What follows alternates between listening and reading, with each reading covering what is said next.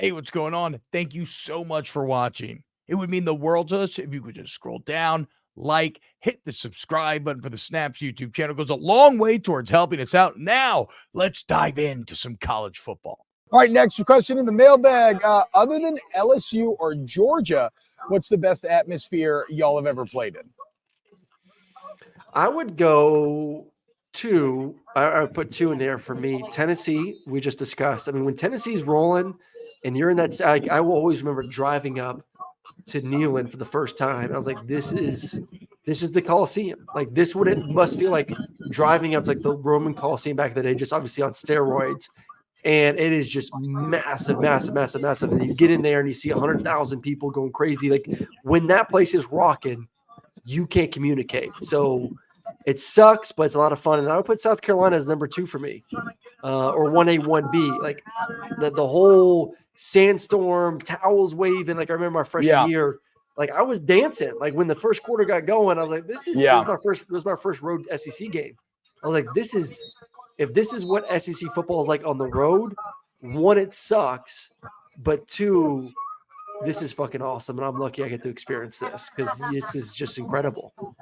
It's funny you say South Carolina because it's probably the most undervalued venue. Yep. And like, go look at South Carolina football history. Outside of Steve Spurrier, they're shit.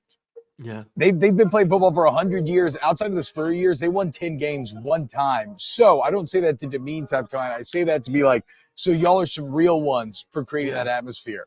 I remember, I tore my ACL over there, but I remember being on kick return, very beginning of the game, sandstorm playing. I was fucking hyped. You know what South Carolina felt like? It felt like a giant high school game. And I don't mean that like as a pejorative. I mean that like everybody seemed like they were real close and it was very fun and it had this sort of community sort of feel, only it's like expanded to 100K. I would say the Swamp at night, though, dude. Nothing comes close to the Swamp at night. Bryant Denny, post editions, when they got up to 100,000, Bryant Denny was pretty fucking loud. But the Swamp at night was just unparalleled, dude. The crowd's right on top of you. It's built vertical, so all the sound stays in. They're just chirping, you fat fuck, you fucking suck, blah, blah, blah, just constantly the entire time. Which is also, and I've gotten wrecked there, losing like 55 to like 17 one time, and it was brutal. And then winning in the Swamp is probably like my favorite memory I've ever had. So yeah, for me, the Swamp is the wildest venue, easily. All right, let's go ahead and get some. Okay, look, if you want to ask questions live in the chat, we'll now move to a AMA portion of the show, and I'm gonna let them build up for a second. Ask whatever questions you want. They can be about anything, obviously. I also want to get into some of the best games for 24-25, what we teased yesterday and didn't get to. So first, let's hear from DraftKings, and then we'll get to our AMA best games coming up next here on Snaps. Looking for a super offer for Super Bowl 58? Well, the DraftKings Sportsbook has you covered. New customers can bet on the big game and turn $5 into $200 instantly in bonus bets. So, you like Travis Kelce, Taylor Swift and the Chiefs, or are you riding with Brock Purdy and the Niners? Either way, DraftKings has you covered with everything you need to bet on the big game. So download the DraftKings Sportsbook app now and use code T-Bob, T-B-O-B. New customers bet $5 to get $200 instantly in bonus bets only on DraftKings Sportsbook, the official sports betting partner of Super Bowl 58. With code T-Bob, the crown is yours. Go ahead and write this idea down too, PG. Greg Lamont in chat. You and Aaron should do an AMA on /RCFB to promote the show. That's a good idea. Okay, Holy Bull, $10 super chat. Thank you. Hey, T-Bob, still waiting for you on 3. Again, I will reveal my On3 username one day with a Last Jedi thread, so be on the lookout for that. Did you play Jedi Survivor? Loved it. I hope for its sequel, they retcon Luke's shitty story arc. In episode 7 and 8, it's not martyrdom, it's cowardice like Yoda. Okay, so that's where the martyrdom comes from. It is cowardice at first, right?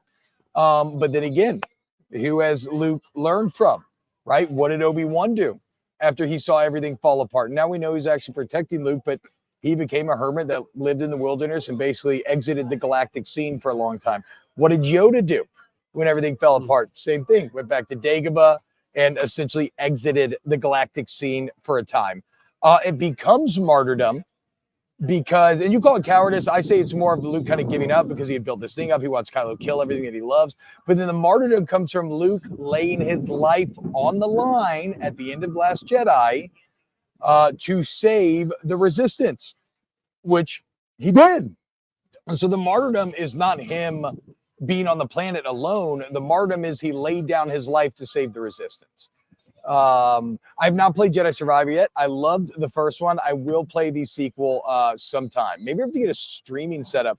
That'd be quite fun to do. Aaron, any thoughts on Last Jedi? Nope. I'm gonna let you handle that one. You did a great job, though. Phenomenal breakdown.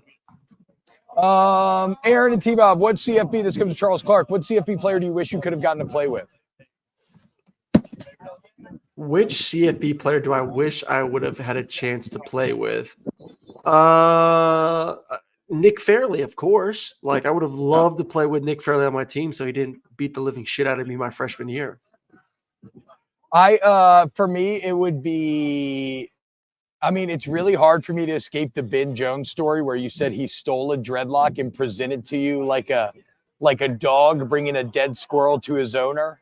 And then he used it as a light switch for his lamp. Like, that really appeals to me. I also said this morning on my show, but like, I always thought the Pouncey brothers would have been cool as fuck to get to play with.